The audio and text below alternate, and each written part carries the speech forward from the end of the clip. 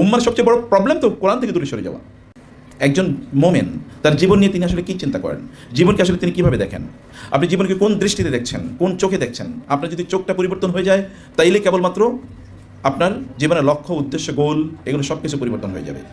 কারণ ওয়েস্ট আমাদেরকে একটা ভিন্ন চোখ দিয়েছে।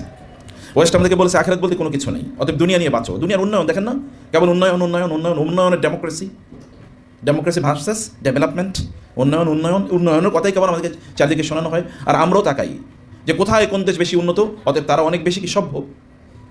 উন্নতি বলতে কেবলমাত্র আমরা কিছু স্ট্রাকচার, কিছু বিল্ডিং, কিছু আপনার অবয়বের অবকাঠামোগত উন্নয়নকে আমরা বুঝিয়েছি। কিন্তু এই কারণে মার্টিন লুথার কিং, আমেরিকার প্রেসিডেন্ট, বলেছে আমরা মিসাইল বানাইছি যে মিসাইল একেবারে জায়গা মতো গিয়ে পড়ে, কিন্তু আমাদের হিউম্যান বিংগুলো একটাও জায়গা মতো নাই। সবগুলো কি তারা পথ থেকে বিচ্যুত হয়ে পড়েছে। এমন সভ্যতার দিকে আমরা নিজেরও এগিয়ে যাই। আমাদেরও তো মূল লক্ষ্য উদ্দেশ্য কি, আপনার ভাবনা কি? আপনি যখন মাদ্রাসা থেকে শেষ করে বের হবেন, অথবা আমাদের ভাবনা এতটুকুই, আমি যখন চাকরি বাকরি করবো, রিটায়ারমেন্টে যাবো, তারপর একটা ভালো আশা থাকবে, একটা ভালো গাড়ি থাকবে, একটু ঘুরে ফুরে সময় কাটাবো, একটু আনন্দ ফুর্তি করবো, চা খাবো, লনে বসে আড্ডা দেবো, অথবা আমার রুফটপে বসে আমি একটু এই করবো সেই করবো। এতটুকুর মধ্যে আমাদের জীবন সীমাবদ্ধ আছে। ওয়েস্ট আমাদেরকে এটা শিখিয়েছে। এবং এই কারণে আমাদের শরীর নিয়েও আমরা কিন্তু প্রচণ্ড উদ্গ্রীব আছি। Beauty parlour, men's beauty parlour, women's beauty parlour, cosmetics industry পৃথিবীর সবচেয়ে বড় ইন্ডাস্ট্রি। মহিলাদের চেহারা সুন্দর করবে, পুরুষদের চোখে সুন্দর জিনিস তৈরি করবে। এই কারণে এন্টারটেনমেন্ট মিডিয়া, সিনেমা, আপনার কান, চোখ, এই দুটোকে এবং চেহারা, শুধু এতটুকুকে সুন্দর রাখার জন্য পৃথিবীর সকল আয়োজন, চোখে ভালো লাগে, এই কারণে সেটা আমরা করছি। যত ব্র্যান্ডের জিনিস পড়লে আমাদের ভালো লাগে, যে ব্র্যান্ডের একটা ভালো জিনিস পড়েছে, তখন আমার নিজেকে একটু এলিট মনে হয়, তাই না? আমি একটু এলিট ক্লাসের মানুষ মনে হচ্ছে আমাকে। বোনের যদি খুব দামি মেকআপ কিনতে পারে, খুব ব্র্যান্ডের, তাহলে মনে হয় তিনি জাতে উঠেছেন। এবং বাসায় কেউ বেড়াতে গেলে তাকে দেখায় এ হচ্ছে ব্র্যান্ডের জিনিস, দেখেন আমি এটা পড়ি। কেবলমাত্র শরীর সর্বস্ব জীবনের মধ্যে আমরা সীমাবদ্ধ আছি। আমরা যখন বিয়ে করতে যাই তখনও তো চেহারার দিকে কেবল তাকাই, তার আত্মার দিকে তাকাই না। আমাদের নিজেদেরও আয়নার সামনে যখন দাঁড়াই তখন কেবল চেহারার দিকে তাকাই, কিন্তু আত্মার দিকে তাকাই না। তারা আত্মাকে মেরে ফেলতে চায়, কারণ আত্মার খাবার হচ্ছে যিকরুল্লাহ, আলা বিযিকরিল্লাহি তাতমাইনুল কুলুব। আত্মার খাবার হচ্ছে কোরআন। কোরআন তেলাওয়াত শোনা, কোরআন তেলাওয়াত করে, এটা আত্মার খাবার। আত্মা যদি জীবিত না থাকে তাহলে তার মধ্যে এবং পশুর মধ্যে পার্থক্য কি? একজন মানুষ এবং একটা অন্য প্রাণীর মধ্যে মূল পার্থক্য তো রূহ। আল্লাহ সুবহানাহু ওয়া তাআলা আদম আলাইহিস সালামের ব্যাপারে কি বলেছেন? আমি আদমকে সৃষ্টি করেছি এবং তার মধ্যে আমার রূহকে ফুঁক। তারপরেই সবাই তার জন্য সিজদায় লুটিয়ে পড়েছে। This the basic difference between human beings and other creations of Allah. যেখানে একটা রূহ আছে, কিন্তু সেই রূহ তো আপনি অন্য জায়গায় পাবেন না। কিন্তু what is the food and oxygen of your রূহ? রূহকে খাবার কে দেবে? রূহের খাবারই তো যিকরুল্লাহ, আলা বিযিকরিল্লাহি তাতমাইনুল কুলুব। এবং সেটা হচ্ছে তার অক্সিজেন। সেই অক্সিজেন যদি আমরা না দিই, তাইলে আমাদের রূহ বাঁচে না। তখন আমাদের মাঝে আর প্রাণীগুলোর মধ্যে আর কোনো পার্থক্য থাকে না। দেখেন না, ওরা আমাদেরকে যুক্তি দেয় যে নেচার, প্রকৃতি থেকে তারা নীতি নেয়, প্রকৃতি থেকে তারা নীতি নেয়, জঙ্গল থেকে তারা নীতি নেয়। জঙ্গলে যেহেতু এভাবে চলে, অতএভাবে চলবে। বলছে জঙ্গলের জাস্টিস এটা মানুষের বানানো একটা সিস্টেম, মানে ন্যায়পরণতা এটা মানুষের বানানো। জঙ্গলে যে জাস্টিস বলতে কোনো কিছু নাই। বাঘ যেমন এভাবে হরিণকে খেয়ে ফেলে, এটা আবার জাস্টিস কি? জঙ্গল থেকে তারা নীতি নেয়, নিয়ম নেয়, কারণ তাদের রূহ সম্পর্কে, আত্মা সম্পর্কে তাদের কোনো ধারণাই নাই। অতএব ওইটা খাওয়া দাওয়া ফুর্তি করো, এনজয়মেন্ট, এন্টারটেইনমেন্ট, টেস্ট, এটাই হচ্ছে মূল লক্ষ্য। আমরাও কি সেই স্রোতে গা ভাসিয়ে দিই না? মুসলিম দেশগুলো অথবা মুসলিমরা, আমরাও কি সেই স্রোতে গা ভাসিয়ে দিই না? আমাদের মধ্যে মিশনারি কয়জন আছে? আপনি কেন মুসাব ইবনে উমাইর কেন আমাদের আদর্শ হলো না? আমাদের কেন আদর্শ বিল গেটস হয়ে গেল? কেন সুহাইব আর রুমি রাদিয়াল্লাহু তাআলা আমাদের আদর্শ হয়নি? কেন আমাদের আদর্শ হয়ে গেল ওয়ারেন বাফেট? কেন আমাদের আদর্শ আবু সালামা রাদিয়াল্লাহু তাআলা আনহু হয়নি? কেন আবু বকর রাদিয়াল্লাহু তাআলা হয়নি? কিন্তু আমাদের আদর্শ হয়ে গেছে মার্ক জাকারবার্গ। তারা আমাদের আদর্শ। দেখেন না, প্রত্যেকটা মুহূর্তে আমরা তাদেরকে স্ট্যান্ডার্ড হিসেবে দেখি, তাদের মতোই হতে চাই। মুসলিমরা, মুসলিম দেশগুলো সবগুলো একটাই। একজন মুসাব ইবনে উমাইর এই গোটা পৃথিবীকে কত হাজারবার বিক্রি করলে একজন মুসাব ইবনে উমাইর সমান হবে? একজন সুহাইব ইবনে রুমি যখন মদিনায় চলে যান, মক্কায় তার সব সম্পদ রেখে গিয়ে, কারণ তারা তাকে যেতে দিচ্ছিল না মক্কা থেকে। রুমি, তুমি রোমান, তুমি এখানে এসছো, তোমার কোনো সম্পদ ছিল না, তুমি এসে এখানে ব্যবসা বাণিজ্য করেছো, এখন তুমি আমাদের টাকা পয়সা নিয়ে তুমি মদিনা হিজরত করে চলে যাবা, এটা হতে পারে না। কি করতে হবে? সব রেখে যেতে হবে। ঠিক আছে, সব রেখে গেলাম। মদিনা রাসূল তাকে দেখার পরে ফার্স্ট লুক বলে রবি হাল বাই হরু, সোহাইব তোমার ব্যবসা তো খুব ভালো হয়েছে আল্লাহর সাথে, তুমি অসাধারণ ব্যবসা করে আসছো আল্লাহর সাথে। মুসাব ইবনে উমাইর মক্কার প্রিন্স, যার সাথে একটু সেলফি তুলতে পারলেই অন্য রাতের একটু জাতে উঠে, তিনি সব ছেড়ে চলে যান নাই এক কাপড়ে। যখন উহুদের যুদ্ধের পর তাকে কবরস্থ করা হয়, তখন তার এতটুকু কাপড়, মাথার দিকে কাপড় নিলে পায়ের দিকটা ফাঁকা হয়ে যায়, পায়ের দিকে কাপড় আনলে মাথাটা ফাঁকা হয়ে যায়। রাসূল বলেন মাথাটা ঢেকে দাও কাপড় দিয়ে, আর পাগুলো ইস্কির ঘাস দিয়ে ঢেকে দাও। তিনি সেখানে কেঁদে দিলেন, মক্কার প্রিন্স। কেন আমরা কেন একজন মক্কার প্রিন্স হতে পারি না? বাংলাদেশের প্রিন্স মোসাবের নমায় যে আমি আমার জীবনের গোল ঠিক করলাম, লক্ষ্য ঠিক করলাম। আপনারা বলেন কবে চিন্তা করেছেন জীবনের গোল নিয়ে, লক্ষ্য নিয়ে কবে চিন্তা করেছেন? এবং সেই মতে আপনার লক্ষ্য ঠিক হইলে তো আপনি সেদিকে আগাবেন। আপনি যদি লক্ষ্য ঠিক হয় আপনি মক্কায় যাবেন, তাহলে আপনার প্রস্তুতি থাকবে একরকম। আর যদি লক্ষ্য থাকে এখান থেকে এই যে কেআইবিতে আসবেন, তাহলে তো অধিকাংশ দিতে আসছে, এখনও আসতেছে অনেকেই, কারণ লক্ষ্য তো ঠিক নেই। আপনার লক্ষ্য যত বড়, প্রস্তুতি তত বড়, গন্তব্য যত নব, প্রস্তুতি তত নব। রাসূলুল্লাহ সাল্লাল্লাহু আলাইহি ওয়াসাল্লাম তিনি আমাদেরকে জীবনের লক্ষ্য দিয়ে দিয়েছেন। আমরা কি কেবল খাই দাই ফুর্তি করি, কেবল একটা চাকরি, এর জন্য আমরা জীবন কাটাচ্ছি, কেবল কিছু টাকা পয়সা, এটাকে কি আমাদের জীবনের লক্ষ্য উদ্দেশ্য হবে? আমাদের নিজেদেরকে আমরা এত নিচে কেন নিয়ে গেছি? আমাদের রবের ব্যাপারে আমাদের তাওয়াক্কুলের অভাবটা এই লেভেলে কেন গেল? লাউ কুনতুম তাওয়াক্কালতুম আলাল্লাহি হাক্কা তাওয়াক্কুলি লারাযাকাকুম কামা ইয়ারযুকুত তুয়ুর তাখুযু হিমাসা ওয়া তারুহু বিতানা। তোমরা তাওয়াক্কুল করতে পারলে তো আল্লাহ তাআলা পাখিদেরকে খাওয়ান, মানুষকে খাওয়াতে পারবেন না? মানুষের মর্যাদা কি পাখির চেয়ে কম? ওয়ামুর আহলাকা বিসসালাতি ওয়াসতাবির আলাইহা লা নাসআলুকা রিজকা নাহনু নারযুকুকা ওয়াল আকিবাতু লিত-তাকওয়া। প্রথম ইয়ানজিলু রাব্বুনা তাবারাকা ওয়া তাআলা ফিস সামাই দুনিয়া ইলা সামাই দুনিয়া ফি সুলুসিল লাইলিল আখির। আপনার রব তো রাতের তৃতীয়াংশে, শেষ তৃতীয়াংশে প্রথম আকাশে নেমে আসেন। আপনি কেন তখন হাত তুলে তাকে বললেন আমার রিজিকের প্রবলেম তুমি সমাধান করে দাও? কারণ আপনি সেটা বলতে পারলেন না। তারপর রিজিকের জন্য আপনি কেন দৌড়াতে হবে? আপনাদের দৌড়ানোর কথা ছিল অন্য উদ্দেশ্যে, জান্নাতে যাওয়ার জন্য। ওয়া ফি যালিকা ফালইয়াতানাফাসিল মুতানাফিসুন, এই উদ্দেশ্যেই প্রতিযোগিতা করা উচিত। ওয়াসাবিকু ইলা মাগফিরাতিন মির রাব্বিকুম ওয়া জান্নাতিন আরদুহা আরদিস সামাওয়াতি অথবা আরদুস সামাওয়াতি ওয়াল আরদ, আরদুহা সামাওয়াতি ওয়াল আরদ। দেখেন না আল্লাহ বলেছেন কোন দিকে দৌড়ানোর জন্য? দুনিয়ার জন্য আল্লাহ তাআলা বলেছেন তোমরা এখানে হাঁটো, ফামশু ফি মানাকিবিহা ওয়া কুলু মির রিজকি, তুমি এখানে হাঁটো, দুনিয়ার ব্যাপারে আল্লাহ বলেছেন। আর আখিরাতের ব্যাপারে বলেছেন ইযা নুদিয়া লিস-সালাতি মিন ইয়াউমিল ফাসআউ ওয়াসারিউ ওয়াসাবিকু ফাফিরু ইলাল্লাহ। ফিরার মানে কি? ডিকশনারিতে দেখেন ওটা মিনিং অফ ফেরার। ফেরার মানে সবকিছু পেছনে রেখে তারপরে দৌড়ানো। আল ফিরারু মিনাজ যাহাব, তাই না? অর্থাৎ যুদ্ধের মিনাল মাআরাকা, যুদ্ধের ময়দান থেকে আপনি দৌড়ানো, সব ফেলে দিয়ে জীবন বাঁচানো, সেই ফিরার। ফাফিরু ইলাল্লাহ, তোমরা কবে ফিরবা? আল্লাহ তাআলার দিকে। আল্লাহ দিকে ফিরলে তো আপনি দৌড়াবেন। সেই দৌড় কই? আপনার দৌড় কেন? সালফে সালিন তারা দৌড়াতেন। এই যে এখানে আপনার ছাত্ররা আছেন, আপনি মুসলমানদের যখন জ্ঞানের, আপনি ইমাম আবু হানিফা অথবা তাবিদের যুগে বা তাবি অথবা ইমাম বুখারীদের যুগে দেখেন তো রাস্তায় যারা দৌড়াতো তারা কারা? রাস্তায় যারা দৌড়াতো মানুষ জানতো তালেবুল ইলম। কারণ একটা মাত্র সেশন শেষ হয়েছে হালাকা, সে আরেকটা হালাকায় যাবে, 7টা 8টা হালাকায় সে দৌড়ায়। আহমদ ইবনে হাম্বল রাহিমাহুল্লাহ প্রতিদিন 7টা 8টা হালাকা নিতেন, একটা দিকে আরেকটা দৌড়াতেন। কিন্তু আমরা দৌড়াই কী কারণে? বাসে ওঠার জন্য, কারণ আমাকে অফিসে 9টায় বসতে হবে, নাহলে তো চাকরি যায়, তাহলে তো ইনকাম হয় না, অথবা এটা করতে হবে। আমি বলছি না যে দুনিয়া আপনাকে ছেড়ে দেবেন, দুনিয়া তো মালিক আপনারা। ওয়ালাকাদ কাতাবনা ফিজ জাবুরি মিন বাদি যিকরি আন্নাল আরদা ইয়ারিসুহা ইবাদিয়াস সালিহুন। কিন্তু ইবাদিয়াস সালিহুন, আপনি যদি একজন যুলকারনাইনের মতো হতে পারেন, তাহলে আল্লাহ সুবহানাহু ওয়া তাআলা দুনিয়ার এই প্রান্ত থেকে ওই প্রান্তে এমনিতে আপনাকে ঘুরিয়ে বেড়াবেন। আপনি সুলাইমান আলাইহিস সালাতু ওয়াস সালামের মতো হতে পারেন, যে তিনি বললেন যে সব কিছু আমার কাছে নিয়ে আসো,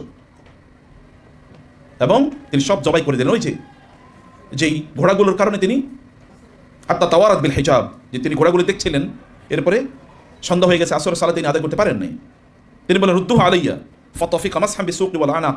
তিনি সবগুলো সামনে নিয়ে আসলেন এবং বললেন যে সব কিছু সামনে নিয়ে আসো, এগুলো সব, এবং এগুলো ফাতাফিকা মাসহাম বিসুকি ওয়াল আনাক, সব কেটে জবাই করে ফেললেন, সব ঘোড়া। কারণ এগুলো তাকে আল্লাহর জিকির থেকে একটু সময়ের জন্য, আসর থেকে মাগরিব কতটুকু সময়। তিনি বলেন না, এগুলো চলবে না, সব জবাই করে দিলেন। আল্লাহ তাআলা তাকে বললেন যে তুমি যেহেতু এগুলোকে আমার জন্য জবাই করে দিয়েছো, যাও, এখন আর এই ঘোড়া তোমার বাহন লাগবে না, এখন আমি বাতাসকে তোমার বাহন বানিয়ে দিলাম। আপনি কেন আপনার নিজকে সেই এলিট ক্লাসে নিয়ে যেতে পারবেন না? মক্কা থেকে আল্লাহ রাসূল সাল্লাল্লাহু আলাইহি ওয়াসাল্লাম মক্কাই তো রেখে গেলেন, তার এখানে যাওয়ার সময় তিনি কাঁদেন, তুমি জানো যে তুমি আমার কাছে সবচেয়ে প্রিয় দেশ, যদি তোমার জাতি আমাকে বের করে না দিত লামা খালাস্তু আবাদ, আমি কখনোই বের হতাম না। মদিনা যাওয়ার পর আল্লাহ তাআলা তাকে মদিনার প্রেসিডেন্ট বানিয়ে দিয়েছে। মক্কা নির্যাতিত নিপীড়িত, মদিনায় বানিয়েছে প্রেসিডেন্ট। এটা এমনি হয় না, ত্যাগ করতে হয়, কোরবানি করতে হয়, লং টার্ম গোল সামনে রাখতে হয়। কেন আপনি করতে চান? আপনার জীবনের লক্ষ্যকে আল্লাহমুখী কেন হবেন না আপনি? আপনি আল্লাহকে পাওয়া মানে সব হও। ইন্নাল্লাহা মা'ানা ইন্না লামুদরাকুন, আমরা তো ধরা খেয়ে গেছি। মুসা আলাইহিস সালাম বলেন না, কখনোই না, আল্লাহ আমাদের সাথে আছেন, আল্লাহ আমাদের সাথে আছেন, আল্লাহ আমাদেরকে সাহায্য করবেন। যখন রাসূল ইসলামকে সেই গুহার মধ্যে, গারে সওরের মধ্যে তিনি এবং আবু বকর আছেন, তখন আবু বকর রাদিয়াল্লাহু তাআলা তাকে বলেছেন ইয়া রাসূলুল্লাহ, তারা যদি নিচে তাকায় তাহলে আমাদেরকে দেখবে। রাসূল বললেন তোমার কি মনে হচ্ছে আমরা দুইজন? না। ইয়াকুল লি সাহিবিহি লা তাহজান ইন্নাল্লাহা মা'ানা, আল্লাহ আমাদের সাথে আছেন। মুসা আলাইহিস সালাম বলেছে কাল্লা, হতেই পারে না, ওরা আমাদেরকে ধরে ফেলবে আর আমরা মরে যাবো, হতেই পারে না। আল্লাহ সুবহানাহু ওয়া তাআলা তাওয়াক্কুল লেভেল, ওয়া আলাল্লাহি ফালইয়াতাওয়াক্কালুল মুতাওয়াক্কিলুন ওয়া আলাল্লাহি ফাতাওয়াক্কালু ইন কুনতুম মুমিনিন। ঈমানের দাবি তো আল্লাহর উপর তাওয়াক্কুল করা। আপনি দিনের জন্য লাউ কানাতিদ দুনিয়া তা'দুলু ইনদাল্লাহি জানাহা বাউদাতিন লামা সাকা আল কাফিরা শুরবাতা মাইন। যদি এই দুনিয়া আল্লাহ সুবহানাহুর কাছে একটা মশার দানার পরিমাণ হতো, তাহলে আল্লাহ সুবহানাহু একজন কাফেরকে এক ফোঁটা পানিও দিতেন না। বুখারী হাদিসে রাসূল সাল্লাল্লাহু আলাইহি ওয়াসাল্লাম বলেছেন, সাদ ইবনে মুআজকে রাদিয়াল্লাহু আল্লাহ তাআলা যে হ্যান্ডকারশিপ মেন্দিল দেবেন জান্নাতে, এই মেন্দিলের দাম এই গোটা দুনিয়া বিক্রি করলে হবে না। এই যদি হয় আপনার আখিরাতের জীবনের মর্যাদা, তাহলে দুনিয়ার পেছনে তো আপনার ঘোরার কথা না, দুনিয়া তো আপনার পেছনে ঘোরার কথা, আপনাদের পেছনে ঘোরার কথা, আপনাদেরকে ওই রকম মর্যাদাপূর্ণ জায়গায় নিয়ে যাওয়ার কথা। দুনিয়া আপনার কাছে ভিক্ষুকের মতো দৌড়াবে যে তুমি আমাকে নাও, কিন্তু আপনি এলিট, আপনি রাজা, আপনি তো রাজা, আপনি তখন দুনিয়াকে দেবেন ফাওহান্নি, তাহলে আমার নিজকে আমি সান্ত্বনা দেবো, আমার নিজকে আমি কংগ্রেচুলেশন জানাবো। আর তুমি যদি আমার উপর সন্তুষ্ট না থাকতো তাহলে কি হবে? যখন তায়েফ লোকেরা তাকে অত্যাচার করে রাসূল সাল্লাল্লাহু আলাইহি ওয়াসাল্লামকে, তিনি তখন আল্লাহ তাআলার কাছে কি বলেন? আল্লাহুম্মা ইন্নী আশকু ইলাইকা দুআফা কুওয়াতি ওয়া কিল্লাতা হিলাতি ওয়া হাওয়ানি আলান নাস আনতা রাব্বুল মুস্তাদআফিন আনতা রাব্বি। তিনি বলেছেন, হে আল্লাহ, আমার কষ্টের কথা, দুঃখের কথা, আমি খুবই দুর্বল। কেবল আপনাকে বললাম, আমি আপনার কাছে দুর্বল, কিন্তু মানুষের কাছে আমি দুর্বলতা প্রকাশ করতে চাই না, আমি আপনার কাছে দুর্বল। আপনি দিলাম ইয়াকুন বিকা গাদাবুন আলাইয়া ফালা উবালি, আপনি তো আমার উপর রাগ না করেন তাহলে আমি কাউকে পরোয়া করি না। আপনি তো আমার উপর যদি রাগ না থাকেন আমি কাউকে পরোয়া করি না। কার কাছে আপনি ছেড়ে দিচ্ছেন? ইলা বাঈদিন ইয়াতাজাহামুনি আও ইলা আদুবিন মাল্লাকাহু আমরি, আপনি কি আমাকে শত্রুর কাছে ছেড়ে দিচ্ছেন নাকি দূরবর্তী এমন কাউকে কাছে ছেড়ে দিচ্ছেন? আপনি কারো কাছে আমাকে ছেড়ে দেন না। ইয়া হাইয়ু ইয়া কাইয়ুম বিরহমাতিকা আস্তাগীস আসলিহ লি শানি কুল্লাহ ওয়া লা তাকিলনি ইলা নাফসি তারফাত আইন, আমার নিজের কাছে আমাকে মুহূর্তের মধ্যে ছেড়ে দেন না, আপনি আমার কন্ট্রোল নিয়ে নেন আল্লাহ, আপনি আমাকে পরিচালনা করেন। যখন একজন ব্যক্তি আল্লাহওয়ালা হয়ে যান, যদি আল্লাহর হয়ে যায় তখন আল্লাহ সুবহানাহু ওয়া তাআলা ব্যক্তির হয়ে যান, তখন আল্লাহ তাআলা তার হাত হয়ে যান, সে হাত দিয়ে সে ধরে, আল্লাহ তাআলা তার পা হয়ে যান, যে পা দিয়ে হাঁটে, আল্লাহ তাআলা তার মুখ হয়ে যান, তার হাত, শরীরের অঙ্গ প্রত্যঙ্গের কথা, হাদিসে 4টা অঙ্গের কথা আছে, সহিহ বুখারী হাদিস, এবং এটা হাদিসে কুদসি। আল্লাহ সুবহানাহু তখন তার বলেন, আমি তারই অঙ্গ হয়ে যাই, আমি তার হাত হয়ে যাই, আমি তার চোখ হয়ে যাই। প্রিয় ভাইরা বোনেরা, আল্লাহ সুবহানাহু ওয়া তাআলার সাথে সম্পর্ক বিল্ড আপ করতে হবে। এটা কেবলমাত্র করা যায় জীবনের লক্ষ্য উদ্দেশ্য কি, আপনি কি কারণে আছেন। আপনার রব কি কথা বলেন নাই, আমি তোমাদেরকে সৃষ্টি করেছি, ওমা খালাকতুল জিন্না ওয়াল ইনসা ইল্লা লিয়াবুদুন। যদি আপনার লক্ষ্য থাকে আল্লাহ, তাহলে আপনার কথা, আপনার ঘুমও ইবাদত হয়ে যায়। আর আপনার লক্ষ্য যদি আল্লাহ না হয়, আপনার নামাজও ইবাদত হয় না, তখন আপনার সালাত ইবাদত না। আপনি কেবল দাড়ি টুপি থাকলেই হবে, অনেক লোক বড় জুব্বা থাকলেই কি কেবলমাত্র জান্নাতুল ফেরদৌসে যাওয়া যায়? আপনি বুঝতে হবে যে কেবলমাত্র এটাই না, দিন এটা ভেতরে থাকে। সাহাবায়ে কেরাম রাদিয়াল্লাহু তাআলা তাদের পোশাক ছিল না, অনেকে তো এসে একটা পোশাকই, রাসূল সাল্লাল্লাহু আলাইহি ওয়াসাল্লাম কেন বলেছেন তোমরা কাপড়কে এরকম করে দিও না, দুই কাঁধের উপর ঝুলিয়ে দিও না, মানে কি? এটা মানে কেবলমাত্র ভাষা ফেঁকা নিলে চলবে না। এর মানে তারা একটাই মাত্র কাপড় পরতেন, ওই কাপড় যদি এরকম পরতো তাহলে নিচে দিয়ে সব দেখা যেত। দুইটা কাপড় কেনার টাকা পয়সা ছিল না। তারা কি কথা বলেন নাই যখন আমাদেরকে শিহাবে আবু তালেবে যখন আমাদেরকে ইয়ে করে রাখা হলো, বয়কট করা হলো, তখন আমরা গাছের পাতা খেতাম। আপনি তাবুকের যুদ্ধের ঘটনাটা পড়েন না, খাওয়ার মতো কিছু নাই, গাছের পাতা, লতা পাতা, একটা মাত্র খেজুর বলেছেন সাহাবীরা, একটা মাত্র খেজুর, সবাই তো খাইতে পারবে না। আমরা কি করে চুষে একজন চুষে আরেকজনকে দিত। কিন্তু যুদ্ধের ময়দানে এগুলো বাঘ, দেখতে এমনি কিছুই নাই, শরীরে কোনো কিছু নেই, কিন্তু যুদ্ধের ময়দানে তারা বাঘ। কে তাদেরকে সাহায্য করেছে? ইস্তাস্তাগীসুনা রাব্বাকুম ফাস্তাজাবা লাকুম আন্নী মুমিদ্দুকুম। তোমরা আমার কাছে হাত তুলেছো, তোমাদের হাতটা এরকম এলিট যে তোমাদের হাতটা আমি ফিরিয়ে দিতে পারি না, আমি তোমাদেরকে প্রতিজ্ঞা করেছি তোমাদেরকে আমি ফেরেশতা দিয়ে সাহায্য করবো যুদ্ধের ময়দানে। আর আমরা এখন সংখ্যায় বেশি মাইর খাই প্রত্যেকটা মুহূর্তে। প্রবলেমটা কোথায়? আল-আনা খাফফাল্লাহু আলাইকুম ওয়া আলিমা আন্না ফীকুম দুআফা। দুর্বলতা তো হয়েছে, এর আগে ছিল 1:10, ইয়াকুম মিনকুম 20 সাবিরুন ইয়াগলিবু বিমিআতাইন, কিন্তু এখন বলছে না, আগে 10 জন 100-200 জনকে মারতে পারতো, এখন তোমরা পারবা না। এটা সাহাবায়ে কেরাম রাদিয়াল্লাহু আনহুম এর কথা। আমাদের অবস্থা কি? আমরা তো একজন আর ওরা, আমরা 1000 জন, ওরা একজন। ইমানের পরিস্থিতি এই জায়গায় গিয়ে পৌঁছাছে। ওদের তো একটা ইমান আছে, ইমানটা হলো দুনিয়ার ইমান, আমাদের দুনিয়ারটা নয়, আখিরাতও নাই।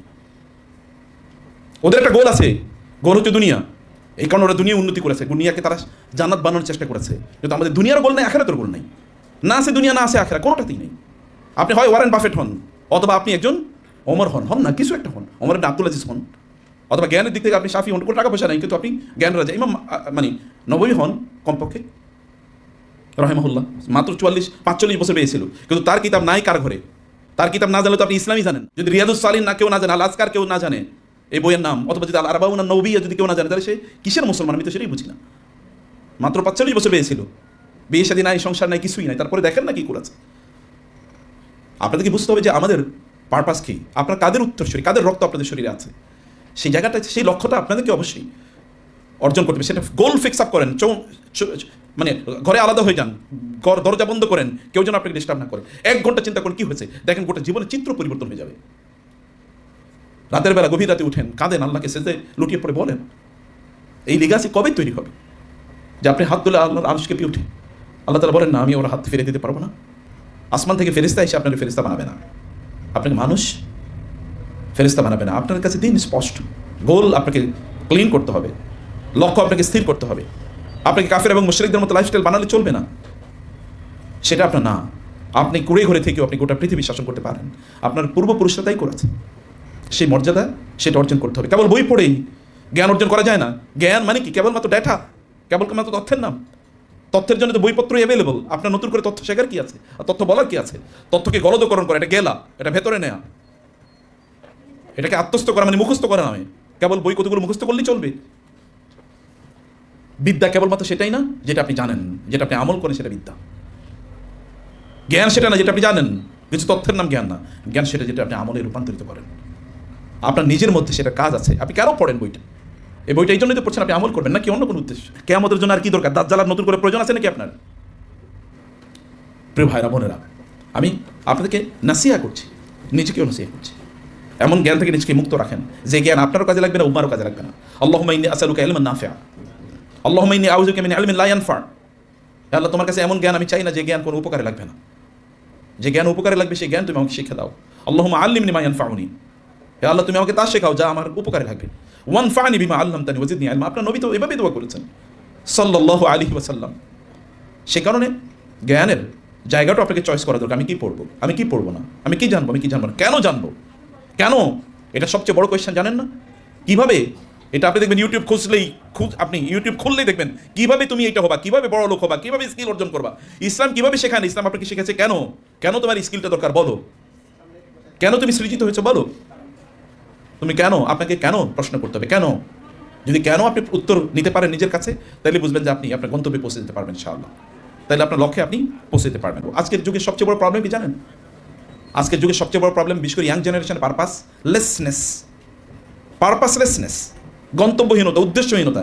কিচ্ছু জানে না, কিছু জানে না। একবার আমাদের সাথে একজন, আমি তো মাদ্রাসায় পড়েছি যেহেতু, দাখিল পরীক্ষা দিতে গিয়েছে। তো দাখিলে এম ইন লাইফ এসছে। তো সে কবিতা মুখস্থ করেছে, I want to become a doctor. আর্টসে পরীক্ষা দিয়েছে, তখন তো আর সায়েন্স ছিল না মাদ্রাসায়। আমি ডাক্তার হইতে চাই, বুঝতে পেরেছেন? পরীক্ষা কি থেকে? আর্টস থেকে। আর্টস থেকে গিয়ে ডাক্তার হওয়া যায়? এই তো আমাদের চরিত্র। জ্ঞানের অবস্থা হইল এরকম, গন্তব্যহীনতা। আল্লাহ তাআলা বলছেন, বান্দা তুমি কিন্তু মুসলমান না হয়ে আমার কাছে আইসো না, তুমি মুসলমান না হয়ে মারা যাও না। কারণ আপনি এই কিতাব থেকে অন্য জায়গায় যান কীভাবে, চোখ সরান কীভাবে? এই কিতাবই তো সাহাবায়ে কেরামের একমাত্র জিনিস ছিল। তিনি কি কথা বলেন নাই, তারা তো ফিকুম আমরাইন, আমি তোমাদের জন্য দুটো জিনিস রেখে গিয়েছি। এর মধ্যে কিতাব, দ্বিতীয়ত কিতাবের গ্রন্থ, কিতাবের সরা, ব্যাখ্যা, হাদিস, তার জীবন, তার সিরা। এই কিতাব রেখে আপনি কোথায় যাবেন? এই কিতাবের সাথে আপনার সম্পর্ক কতটুকু পড়েন? পড়া কেবলমাত্র এরকম, কেবল খতম করলেন, এই খতম দিয়ে লাভ হবে কি? এই খতম দিয়ে লাভ হবে আপনি কতটুকু বুঝেছেন, কতটুকু আত্মস্থ করেছেন? কিতাবকে ধরে কতটুকু বলেছেন কিতাব, এবং বলেছেন আল্লাহ এই কিতাবের মতো আমার বানিয়ে দাও।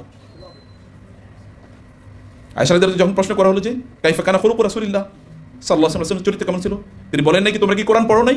পড়ি তো। কানা খুলুকুল কোরআন, তার কোরআন, তার চরিত্রই কোরআন, কোরআনই তার চরিত্র, তার চরিত্রই কোরআন। এই কথা আমরা কবে বলতে পারবো? উম্মার সবচেয়ে বড় প্রবলেম তো কোরআন থেকে দূরে সরে যাওয়া।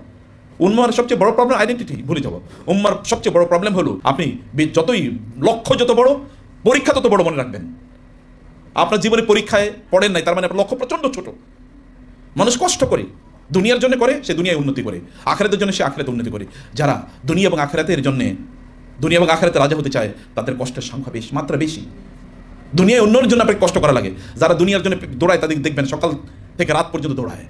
আর আপনি দুনিয়ার জন্য দৌড়ান না, আখিরাতের জন্য দৌড়ান না। এটা কেমন মানুষ? ইয়াংদেরকে দেখলে যাদের কোনো কাজ নাই, কি করেন? পড়াশোনা করি, কয় ঘন্টা পড়েন? এবং পড়েন কি? ফেসবুকই পড়েন, একমাত্র পড়ার জিনিস। আর অন্যগুলো কতটুকু পড়েন কে জানে? কত ঘন্টা পড়ে? আপনি 24 ঘন্টা, আপনার নবীর 24 ঘন্টা ছিল, অথচ তার স্ত্রী ছিল একসাথে তো সর্বনিম্ন 9 জন ছিল একসাথে আলাইহিস সালাম। 9 জন স্ত্রীকে ম্যানেজ করা মানে কি? বিয়ে যারা করছেন তারা বুঝবেন। একজনের ম্যানেজ করেই তো আপনার চুল মানে পাইকা যায়, আর 9 জনের কেমনে ম্যানেজ করছে? এবং প্রত্যেকেই তারা বলতে ইয়া রাসূলুল্লাহ, কেউ বলতো না ইয়া মুহাম্মদ, প্রত্যেকেই ইয়া রাসূলুল্লাহ বলতেন।